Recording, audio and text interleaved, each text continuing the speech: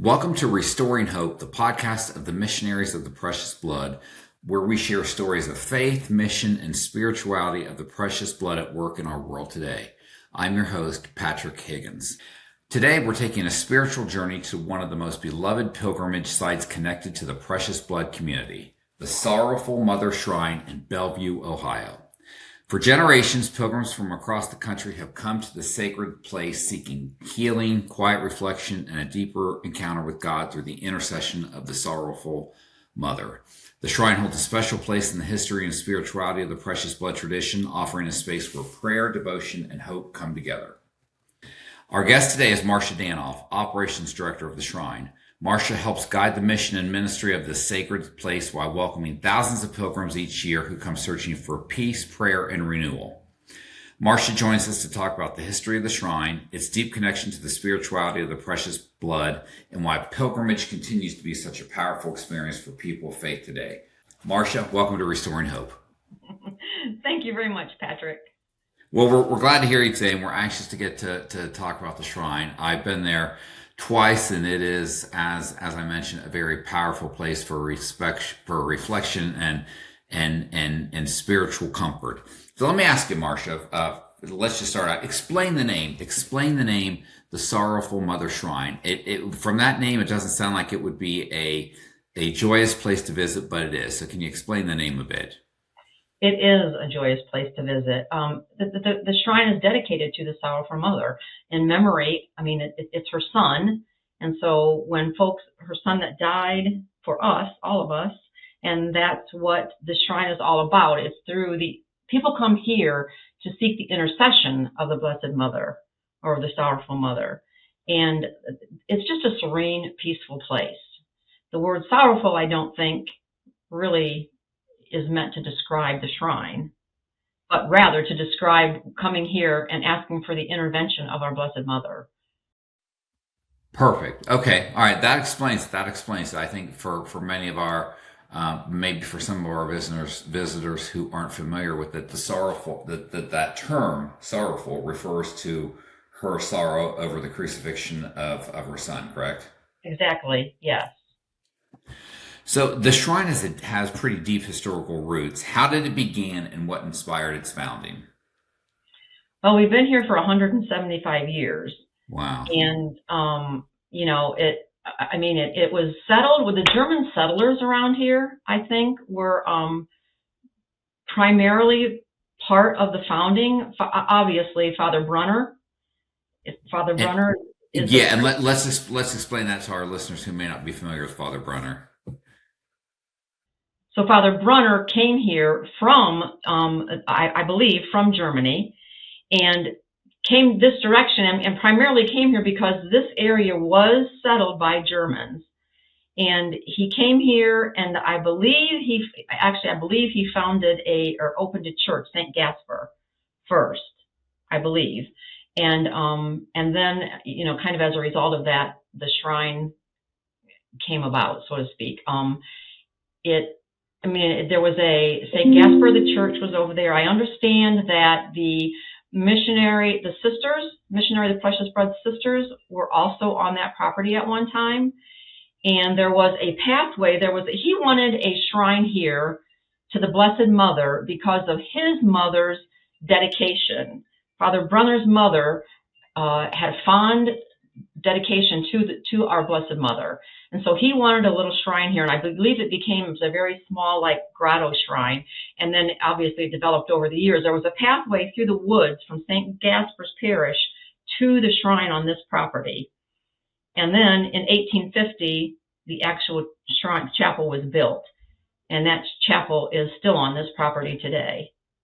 Okay, Marsha, explain to our listeners who haven't been able to get to the shrine. How big is it? What does it look like? What is the acreage? Kind of give us the feel. I know, depending who you talk to, they'll say it's 140 acres, or then somebody will say, no, it's 150 acres. So it's between it's about 145 acres of property that we are seated on. We have the original chapel, which was built in 1850, and of course it did burn to the ground. I believe on the Assumption of the Blessed Virgin Mary. and then it was rebuilt, and I believe this is correct, within a year. And it is on that same, it's on that same location. And we have in the 1916, late 60s, early or 1970, the outdoor Pieta Chapel was constructed. That is a large open air chapel. It's beautiful. It's open on both sides, hence we call it open air chapel. We have mass out there beginning in the spring, usually right in May, and depending on weather, we have mass out there through sometimes October. And honestly, that is so well attended. We have hundreds of people visiting us on the weekends. So those are the two chapels where mass is being said. But we set off the road. You'll come back along passage or long driveway, and the first thing you'll see is our Blessed Mother. And we have 43 grottos on our property now, and they're all through the woods. It's all wooded. They're paved pathways, wheelchair accessible, and there's just 43 grottos. So they're to different saints. You know, we have Our Lady of Lourdes is probably our most visited grotto. Second to Our Lady of Guadalupe. We have a ton of saints. There's a saint for all those grottos. And the purpose of the shrine, obviously, when you visit those grottos, is to, and correct me if I'm wrong, to find the grotto or to just to experience the whole shrine, but to find that grotto that you may most relate to, that you may most that may most give you spiritual comfort, and then you spend some time at that grotto, correct? Correct. That's exactly correct. One of our newer ones is Padre Pio. We have a number of people come to visit that for obvious reasons. Depending on what you're seeking, I think people go to those particular grottos, depending what they're looking for.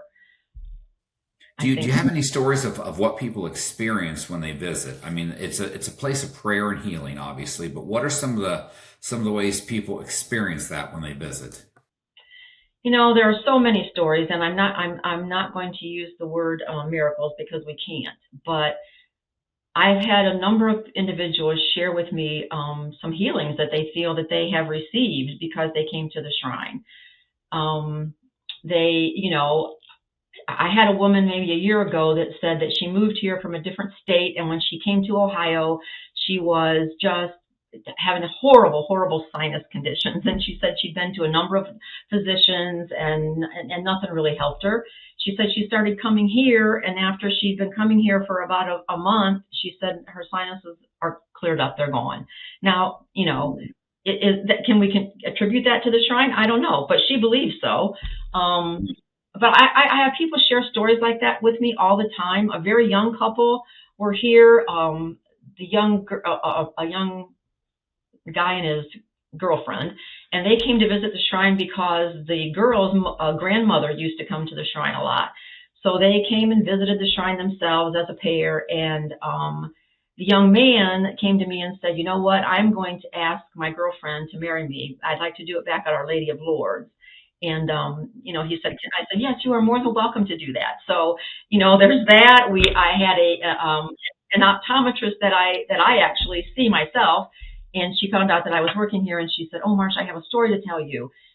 She said, "I've been in college," and she said, "My brothers and sisters all found a spouse and were married and beginning their families." And she said, "I just didn't find that special person." So she said, "I started coming to the shrine. I went into the chapel. I sat down in front of the right side of the chapel, which is where we have a pieta or piata. You can say it however you like." And she said, "I prayed and prayed and prayed, and I just said to the Blessed Virgin, if I am supposed to be married, help me find that person. If not, I'll give my life to something else." And she said she prayed there several weeks, and she said she went back to college, and she met this guy in optometry school, and they became friends, and they got married, and they're married today, and the family still comes here. She brings her children here. Wow, that is a great story, and as you said, can we attribute that to the Blessed Mother? Who knows? But that is certainly, I think, testament to her intercession at work. And I have stories like that all the time, and people just like to share them. So, Marsha, what do you think draws people to from around the country and even beyond to Bellevue? What do you think draws people there? to the shrine? I honestly think it is because it's like just like anything else. When you really want to find some peace or get away from this crazy tweets, Twitter, all these things that we do all the time. We're always 100% connected. I think when you come to the shrine, you kind of walk into that peaceful place where all of that goes away, even if it's just for an hour. Um, I really do think that's it. It's a place to refresh yourself. I think that's a lot of people tell us that, and I believe it. It's just very. More. As I said, I've been there twice, and it's serene. It is calming, and it is a great place for prayerful introspection. But even if that doesn't appeal to you, it is just a great place to come and to center yourself. It is, and I believe there are a lot of people that come for that. We certainly host a lot of groups that come here. We really enjoy and appreciate our school-age children coming over here, and the local parishes around us will schedule times for their students to come. Their classes will come over, preparation for confirmation, First Communion. The schools will schedule that time here with us, and we don't necessarily conduct those. They'll bring their own religious ed directors, or their priest will come with them, but we host this spot for them, and they'll take the children back to the woods, and I mean, it's just, we have those types of groups. We have all kinds of people coming to retreat. We are just in the midst of booking our ethnic weekends. We're starting to, I think we have several of those already booked for 2026. I think we've locked in the Italians and the Slovenians and the Hispanics. And those are real special days here.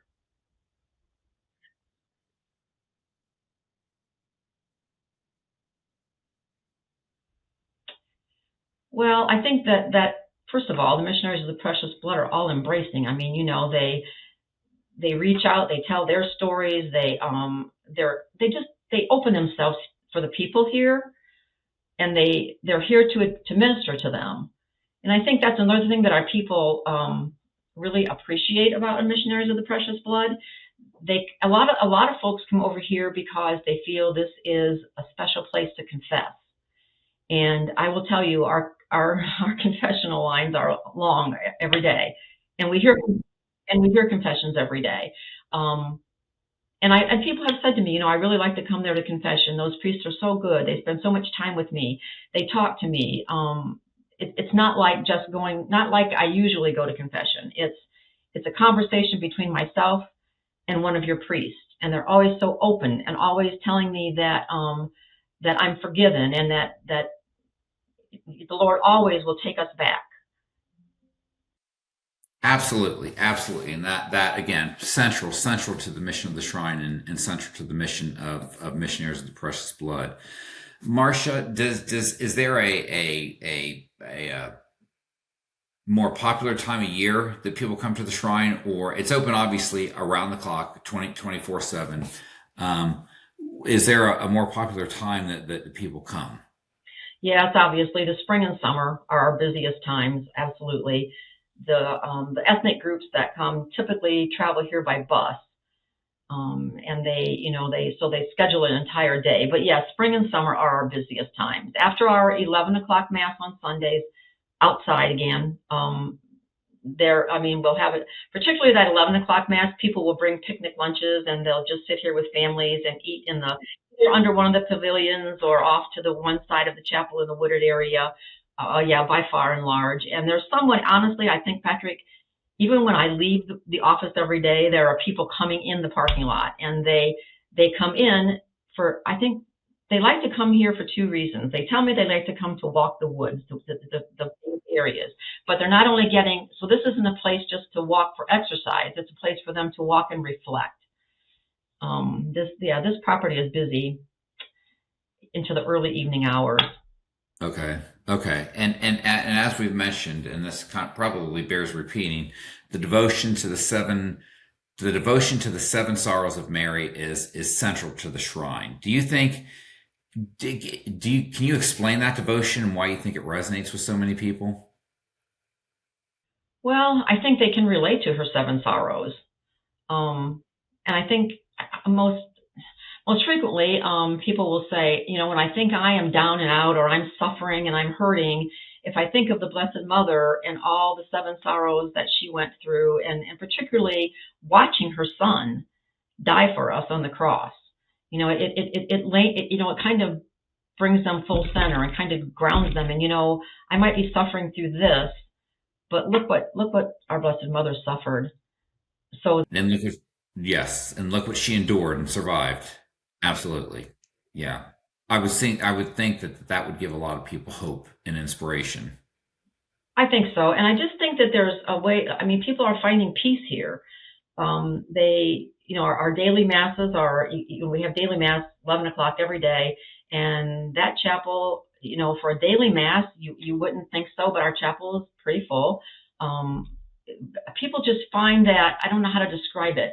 When you walk into our chapel and you can just kind of feel that stress, and it eases out of you. It's just, and some folks have said that. I've said to them, well, you could find that in any church, right? And they say, yes, I can, but even if I'm in my own parish church, I'm not feeling quite the same, because I'm here at the shrine. It's not day-to-day usual stuff. I'm not seeing my friends and neighbors necessarily right beside me. And I don't think that's a bad thing. I think that they just find that this is a different place to just let go. Marsha, you have kind of reinvented yourself professionally at the shrine. This wasn't it wasn't your first professional outing, and you worked for a number of years in healthcare. So help me make that transition. How did you go from being a healthcare executive to being an operations director for? Good question. Well, I'll tell you what. I retired from healthcare, and I started coming. I've come to the shrine for years. I came here as a child. My grandmother was a German immigrant. She came here. I came here as a child. I brought my children here when they were young. So when I retired, I thought, oh, good, I'm going to have more time on my hands. I'm going to start going back to the shrine more frequently. So I started coming here for daily mass at 11 o'clock. And Father Scott Kramer heard that I was retired and asked if I was interested in coming back to work, to which I said no, I was not. And but he continued. He was very, very persistent. Let's just put it that way. And so, yeah, so here I am. I didn't come in this position, obviously, but Father Scott wanted a little help with. I did a lot of marketing. I did marketing and communication in my executive role in the hospital. So he asked if I would come to help the shrine with those types of things, with some cleaning up of Facebook and our website and all those sorts of things. So that's what I did when I first came here. But yeah, so I don't know. I tell people. A number of people ask me, why are you still doing this? Why don't you just retire and enjoy life? Why are you doing this? And my answer to that is, it doesn't seem like a job to me. Are we busy? You bet. But this doesn't seem like a job. Unlike my other executive careers, this seems more like a mission, more like a vocation. Yes. It doesn't seem like I'm just working for working, the sake of working. It's much more than that. And to be a part of this, I think, is extremely special. Well, explain that. Explain because as you said, it is probably more of a vocation than it is a profession. Explain that. Can you explain to our listeners what the shrine means to you personally? Well, I'll tell you what, it means a great deal to me. I came here myself a number of times when I was struggling with personal things, and I would go right back to Our Lady of Lourdes and just sit there at that grotto and pray. And what it means to me is I've just been out of the office for 5 weeks, and when I was gone, I did a lot of, I sought a local church, and while I was in church praying one morning, I thought, this is vocation. This is something that I'm doing, and I still pray every day that, dear Jesus, please help me do the right thing to keep your mother's shrine where it needs to be. So it's a big responsibility, but it's something that I get a chance to do here on earth. It's a way to try to provide or keep something for the future. For the future, hopefully the younger people who will start coming back to the church. And hopefully we can get them to come back to places like the shrine. And the students that we see here throughout the year, I look at them and I just pray that they continue to come here, that we provide such an experience, that we touch them in some way, that they find this shrine as important as I did.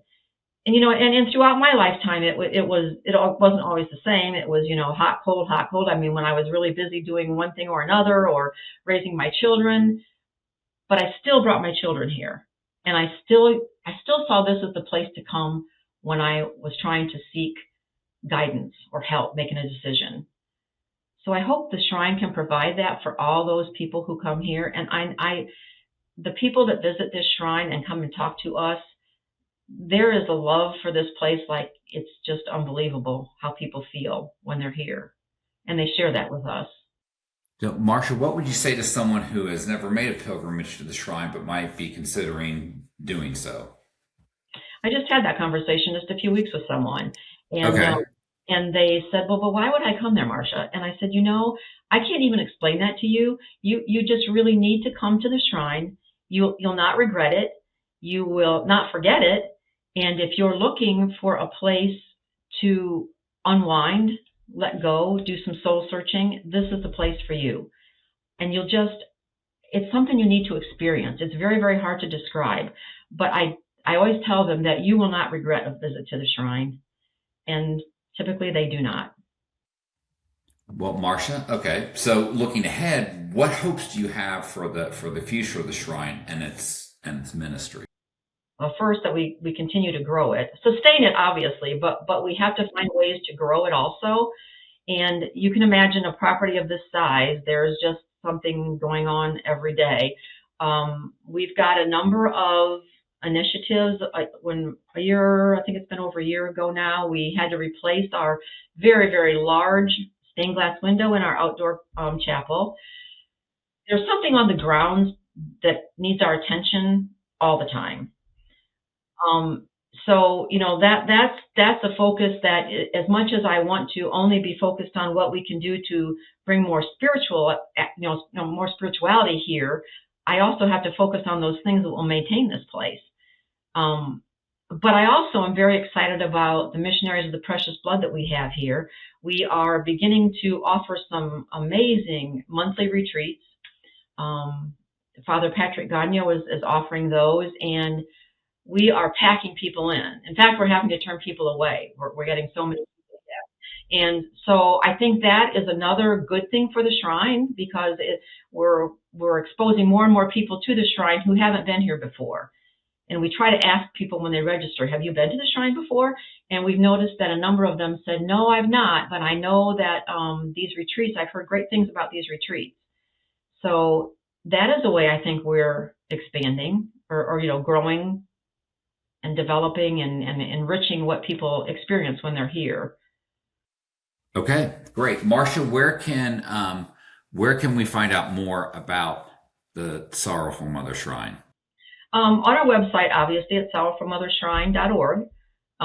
We do have a Facebook page, and we do welcome callers. Anytime someone calls in, we try to engage them. We invite them to come just for a visit, to chat with us, to do tours. We take tours of the grounds. If particularly if people have a little bit of trouble walking, we take golf cart tours. Those are probably the best ways, I think, to learn about us.